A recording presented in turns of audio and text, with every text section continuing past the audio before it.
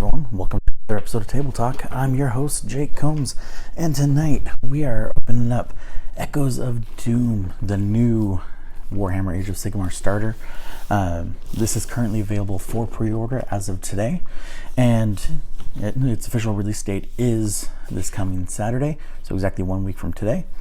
And so obviously we received this advanced copy from Games Workshop for the purpose of this video. So we're going to go ahead and open it up, take a look. Now, one of the things that I learned when researching this box is that the Screaming Bell that it comes with, the kit typically doubles as a plague furnace as well. So depending on how the sprue is actually constructed, most likely the Screaming Bell that this comes with will also be able to be swapped out for a plague furnace. Now, I know that with the plague furnace, you do have a lot of the same buffs, but you also have a kind of a poison aura around it. And so that definitely offsets the, or not offsets, but it definitely takes, some decision. Honestly, I can't think of the words I'm trying to think of. But it definitely makes it something to consider. I don't know why that was so difficult. So let's go ahead and get started. Now, right off the bat, hit with that smell of the new plastic smell that a lot of us love. So I do see right away the sprue for the new Deathmaster right here, and from what I understand, hopefully the cattail is not blocking your view, or the cat as a whole. But from what I understand, this will be released later as an individual character model that you can purchase. So in the short term, this is going to be the only way to get it, but in the long term, it will have its own sprue in its own kit, or blister. Terms are really escaping me today. But looking at it, I love the stonework, and I mean, we've even got some Sigmar sigils of the twin-tailed comet, it looks like. And then, I mean, by far this is one of my favorite Eshin rats that I've seen in a long time. Now, I mean, the ones that were Nether Maze were fantastic as well. This is probably the best one that is dedicated for the game of Warhammer itself, and not exclusive to a skirmish game or a different IP within their list of games. And so with that being said, this is definitely by far my favorite Eshin that's for the game as a whole. But there were some really awesome models in Nether Maze as well, which if you guys haven't seen that, check it out. We had an unboxing for that recently as well, not too long ago, so definitely recommend checking that one out. A lot of really cool stuff there. But I've always been a big fan of Skaven, and back when I used to play in the late 90s, Skaven was one of the 4 armies that I collected pretty regularly. And so the fact that this is the first plastic Deathmaster that we've had definitely is something to remark on alone. And I mean, it is a fantastic looking sculpt. Definitely looking forward to building him. Now, let's see, it looks like this one is parts of the big, I believe it's Spirit of Durthu, if I remember correctly. A lot of intricate vine work and leaves and his cloak itself actually has skulls hidden in it, which is actually a really cool touch that I never noticed before. And now, when it comes to the Sylvaneth, other than the new character and the kind of winged archers that they have, I believe they're called Gossamid Archers, if I remember correctly. Those are the only ones that are new to Warhammer, where all of the other Sylvaneth items are existing. Now, other than a video we did when they released the Sylvaneth Warcry box, that was the only time I'd ever actually, got to see Sylvaneth models up close in person. And so this is literally the second time. Haven't picked up anything Sylvaneth since getting that, and so it's always one of those armies that I've always been interested in. I definitely really like the lore, their roots and what used to be the Wood Elves and their evolution into what they are now. And so it's always one that I've kind of wanted to get into. I do have some friends that are actually into them and absolutely love them. And so like this right here, this is the Gossamid Archers, if I got the name right. And surprisingly, they're not as detail heavy as I thought they would be. Like, I know the images we've seen of them, they kind of look more ghostly than anything else, with kind of insect wings, but everything that is so full of limbs and branches and leaves and things like that just have so much detail. I was expecting a bit more with these guys, but since they're supposed to be more ghostly, it kind of makes sense. And then like this one kind of is jumping off something. It looks like almost like either a dead body sticking out of the ground or like possibly an old statue. And then this other one jumping off of a log. The parts that are to go on the bases definitely have a lot of detail, and the more bark looking pieces of it definitely have a lot more detail, but the bodies as a whole are just a little lacking in that regard, if you ask me. All right, and then this looks like it's more of the spirit of Durthu. Again, just tons of detail. I really like the detail of the kind of loincloth that it has, the braided fabric that it has. It's just so much detail there, weaving it all together. And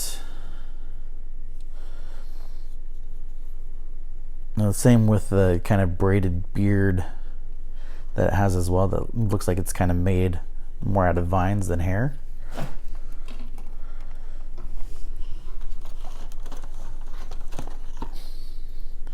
And it looks like this one is the rest of the spirit of Durthu, from what I can see. And again, we still have a lot of vine work with skulls kind of spread throughout as well. Looking at it up close, it is a really cool looking model.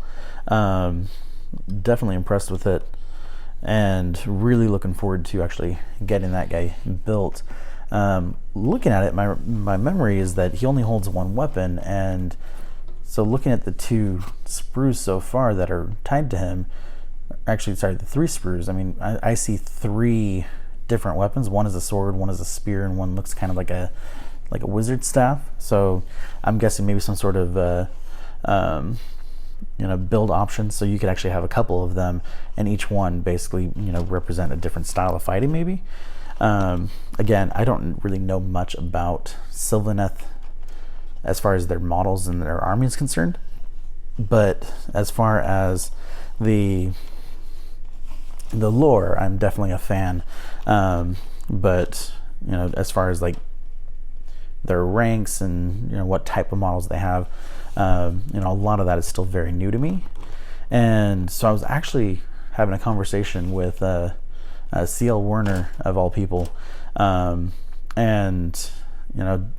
we were discussing this box itself, and so specifically, what units were coming with it, and he's familiar with both armies, and especially after he wrote about them in the Beastgrave book, and so he was actually telling me that this is one of the more well-rounded starters, basically a great starting on point for all of the or both factions.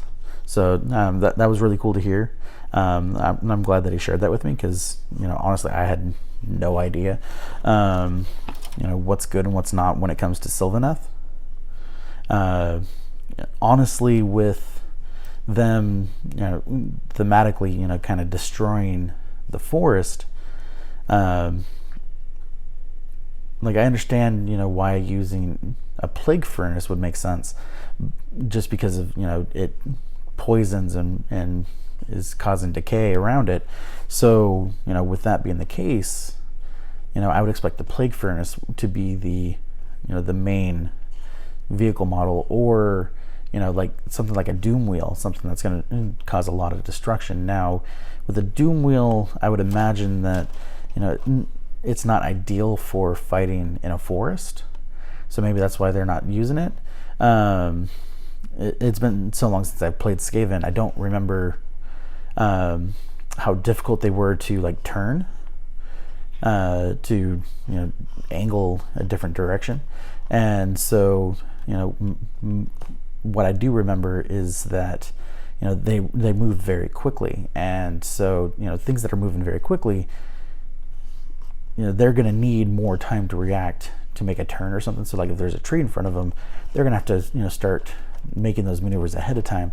So while it's a destructive force for sure, I can understand why it wasn't included in this, but at the same time, when I think of war machines for Skaven in general, I always think of like specifically the Doom Wheel.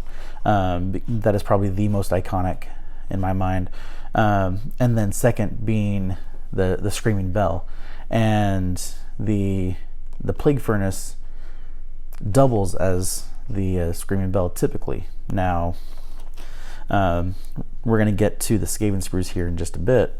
Looking at this one looks like it's mostly the Kurnoth Hunters. I see a staff, I see a sword and a bow, and my memory is that when you build with them, you can basically have the kit give you 3 archers or 3 swordsmen or 3 with the staff, kind of scythe looking things. And taking a glance at these, that is very accurate, because I am seeing 3 bows total, 1 per sprue. Whoa, I ain't kidding. They're a little all over the place tonight. But like the hunters themselves, they have a ton of detail. Really like the woodwork there, and I mean, just looks like they are part of the forest themselves. Some very cool looking models. So that is actually the end of the Sylvaneth. So we're going to take a look at the Skaven now. Now we basically get 1 sprue of the standard clan rats, nothing new there. But at the same time, even though they haven't really changed in forever, it feels like I honestly don't know when this version of the plastic was first released. Okay, so it says 2009 on the sprue. So the clan rats haven't changed since 2009. Honestly, they still look very much like they did back in the 90s. So like on one hand, like it would be nice to get an update for them, but on the other, I mean, looking at them, they still work. you are going to need a ton of them in most armies anyway, and so they have less character to those models, and so just kind of doing a crap ton of rank and file is going to be the way to go. But at the same time, we still have a good amount of detail, especially considering that this is a 13-year-old model with no updates since, but it still looks pretty solid. I mean, like if I saw this released today as a new Skaven model or a new Skaven unit, I would expect a little bit more detail than what we have here, but at the same time, not much. And so it still looks really good, a lot better than trying to do these guys in metal. I am a firm believer in the plastic models over the old metal and resin. I know that there are some purists out there that prefer the metal.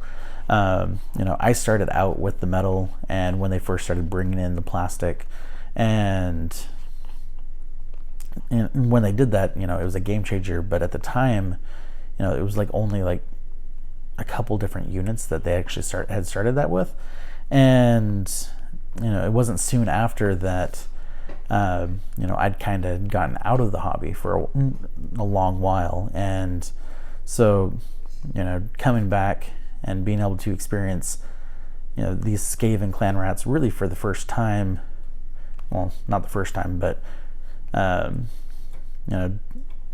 as far as like an army goes, the first time, when we got the Skaven Warcry box and did that video, that was my first time seeing the clan rats. And since then, there's no difference. They're still the exact same models. Now, for someone that plays Warcry, a truly essential unit for Skaven is going to be the Storm Berman, and so you do get a full sprue of them as well. And this also hasn't been updated since 2009. And I mean, honestly, it's still a solid looking unit, or model rather, and a lot more armor. You still have some of the tattered fabrics. Definitely a lot more detail than what we have on the clan rats, but that's also to be expected when these are more of the elite units, so there's going to be fewer of them on the table. But definitely some good looking models there. And then we have our Screaming Bell, and I can confirm that it does include the kit part for swapping it out with the Plague Furnace. So definitely have some options there. And honestly, like between the two, the Plague Furnace, was by far my favorite completed model of the two. But again, at the same time, you don't get much more iconic than a Screaming Bell, especially with a white rat riding that thing into battle and having a special spell that he gets to use when doing so. So, especially since this is going to be my first one ever done, I'm probably going to be doing the Screaming Bell itself. Now, unless I can come up with some sort of really cool terrain piece, maybe with a tower with the Screaming Bell actually installed in it to replace the previous bell, kind of like in what they did in Vermintide, where like there's this keep that you're scaling the tower in as quickly as possible, because they're ringing the bell and bringing swarms of the Skaven, and so you get to the top and you basically chop it down and watch it drop about 10 stories, breaking this massive bell. So like unless I did something like that, I'm probably gonna end up just doing the actual standard Screaming Bell kit. But I'm definitely going to do a little bit of research as far as how they both play, other than the aura of like decay that's around it with the plague furnace, I mean, it still is a really cool looking model, and definitely really like this kit overall. There's just a ton of detail here. We have, looks like some of the plague monks kind of grouped together, chanting or working at least. And then here we have the white rat as well, but as well as a rat ogre. And there's just a ton of detail here, especially on the trailing fire and smoke coming off of the plague furnace. And so, I mean, this is a really awesome looking model. Definitely looking forward to this one. And honestly, out of the entire box, I would probably say the one I'm looking forward to building the most, at least for the Skaven side, is probably either the Screaming Bell or the Plague Furnace. Second being the new Deathmaster. But that Spirit of Durthu looks amazing. I'm really looking forward to building that one. So now underneath it all, we do have a condensed version of the core rules. We do have all of our necessary bases.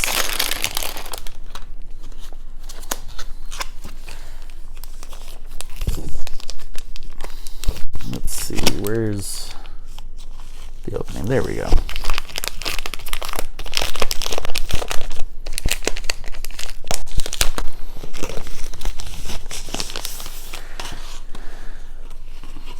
Now, one thing I wasn't expecting was the specific war scroll cards with this as well. Like we have the Lady of Vines, which is the new oh,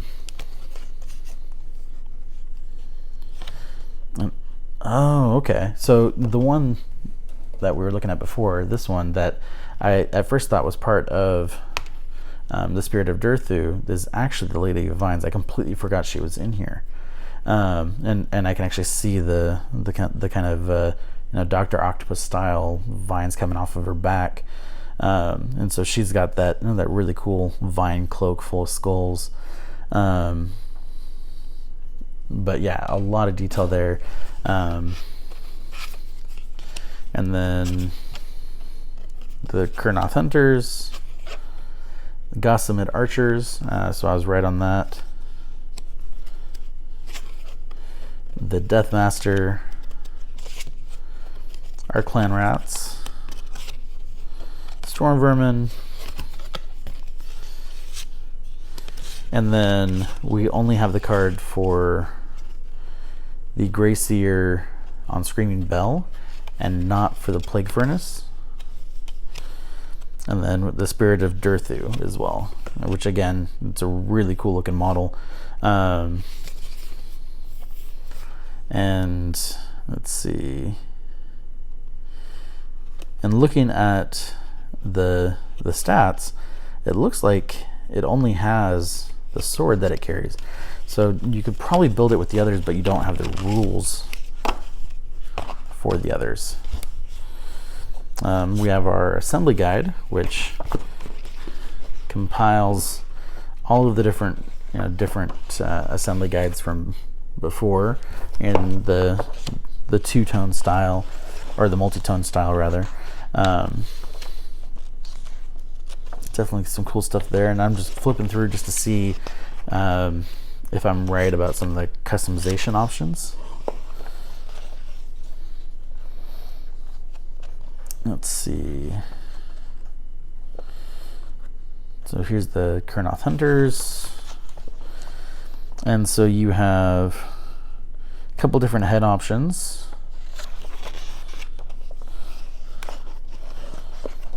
And it looks like it's just leaving off the other options. Spirit of Durthu only shows it built with the sword, so not the other weapons that are with it. So that's interesting. So I honestly would have expected that with these being multi-functional kits, that that the instructions that you get with it would have also included those variations, so you could actually pick from them. I personally feel like that was a mistake. And then we have our various tokens for command points, our ruler. All right, so here's the Deathmaster Sprue. So on the main side, since everything kind of comes together, you know, that's really where all the detail is. And then here's our long sprue for the Gossamid Archers. You know, like I was saying, with like the wooded parts is where most of the detail is, the bodies themselves, as they're, you know, a bit more ghostly, is lacking in the detail in comparison. Now, I mean, if this was like any other faction, that amount of detail would feel like normal, but with them being so, you know, woodland based, you'd expect a lot of detail there to match. And then the last new sprue for the Lady of Vines. Definitely some cool stuff, and like I was saying, right here we have some skulls hidden throughout, and then even on the other side, it's just so much detail on her model. And since this is the first time we've ever really looked at these, here's the Screaming Bell sprue, which again has been out for quite a while. The Plague Furnace, as well as the main chassis or actually this is the main body for either one, and then here's where we have the Plague Furnace stuff. Here is our Storm Vermin,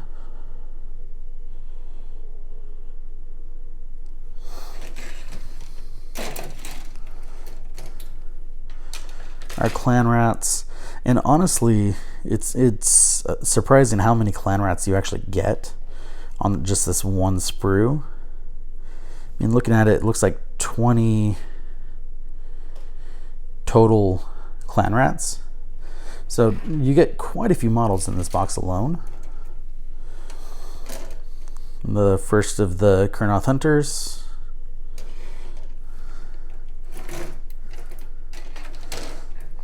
The other two.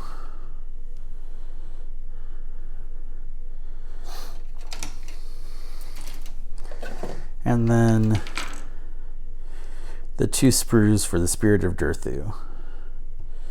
And I really love the look of this sword. I mean, it does look very much like a Eldari sword, to me at least. I mean, obviously they have a lot of similarities, you know, elves versus Eldar or Eldari have always had a lot of similarities, but again, like, look at that detail just on the way that loincloth is woven together. They took so much time creating these sprues.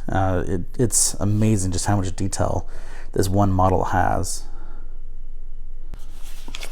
And then we have our actual book for the game. And the first 15 pages is all of the background information on this specific battle itself. Then we go into some of the painted examples.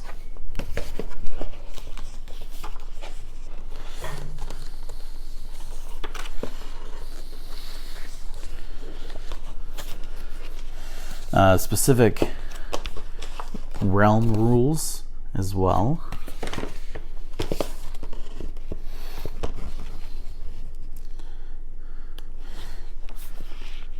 So this battle looks like it's actually taking place in Akshi. I believe that's how it's pronounced. Basically the realm of fire. Then we have the narrative play. Starts with Into the Darkness, with the Descent, and then Blood in the High Snow, Clash in the Caverns, and then the war scrolls for the different units that came in the box. And again, no special rules for the variations are listed, so that means you would have to look up those rules or get the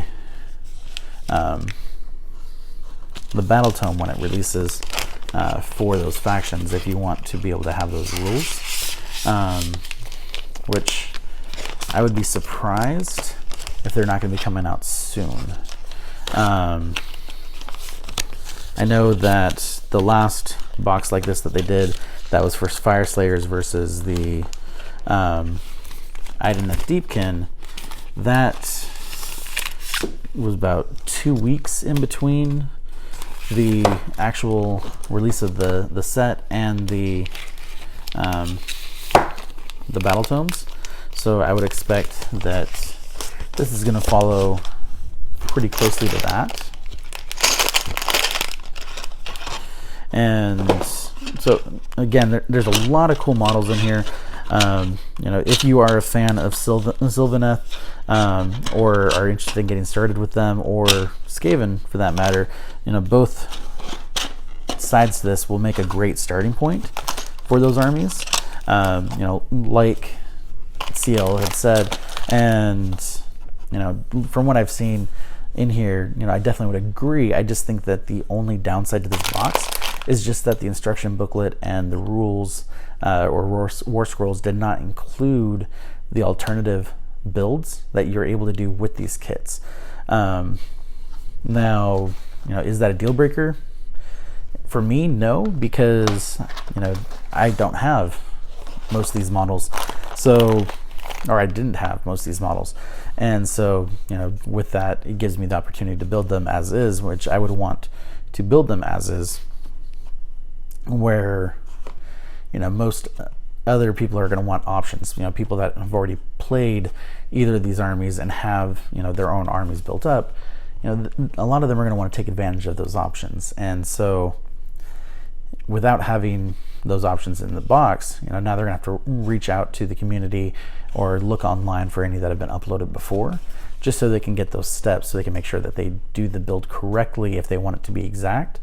And now that, with that being the case, they would absolutely have to get either someone to share the actual stats themselves, or them to get the actual battle tomes to get those individual rules as well. So again, personally, I feel like that was a mistake on Game Workshop's part, but again, overall, it is a really cool kit. Definitely looking forward to diving in and building and playing Sylvaneth, as well as getting back to my roots in the hobby with Skaven again, and really getting in there. And but that is it for tonight. Thank you as always for watching, and I definitely do really appreciate it. If you guys do have any feedback, any suggestions that you would like to see on the show, whether it's a game that we don't really talk about, models from other companies, since most of what we show is Games Workshop related. Please share those comments with us. Let us know what you want to see, and I will do everything I can to try to make some of that happen. So again, thank you as always for watching. Thank you to Games Workshop for sharing this box with us. We definitely really appreciate it. Without both, we wouldn't be here. So again, thank you for watching, and I hope you all have a great night.